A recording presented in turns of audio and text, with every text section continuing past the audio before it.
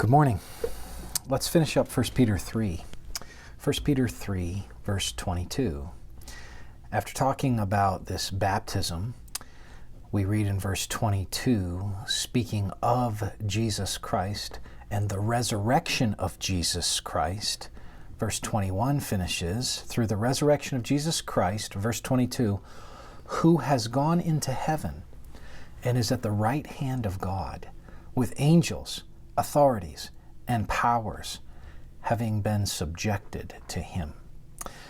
You know, there's not a lot that's been done doctrinally. Recently, a book was written actually dealing with this, but not a lot has been done doctrinally, dealing with the ascension of Jesus.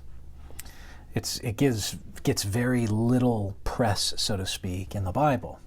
And here we have, just subsequent to the resurrection, it says Jesus, who has gone into heaven, he's ascended into heaven and is at the right hand of God.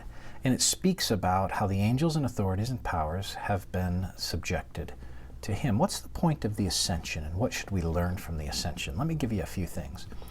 First, the ascension shows us Jesus' ultimate connectedness to his Father. He ascends to the right hand of God. Now we know that that also is the same location as the throne of David, the Davidic throne. We learn that in Acts chapter 2 when we see the convergence of the right hand of God and the throne of David, that Jesus is inaugurated in that way on.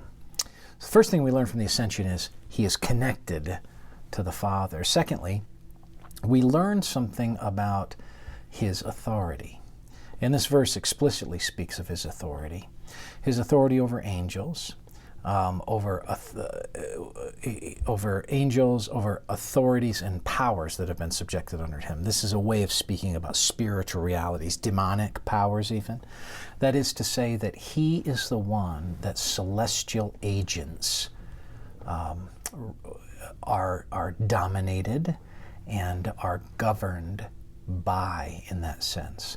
There is no authority in any celestial realm that does not in some way stem from Christ. So even as demonic hordes do their bidding, it's not that Jesus is sending them.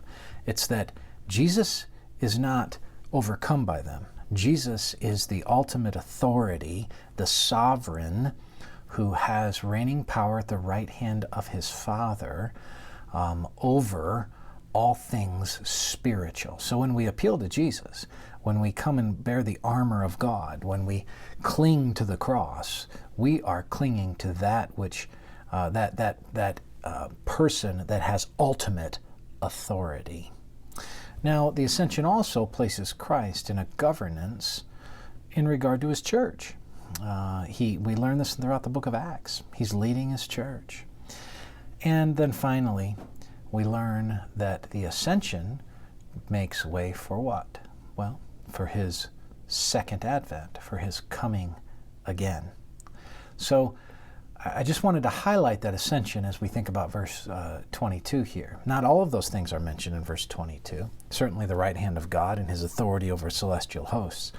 But those last two also are important for us to note, because the ascension is an important dynamic, as it is a key piece of him ascending so he can descend again in power, again representing the authority of his Father. May the Lord bless you today as you dwell on and think about the authority of Jesus.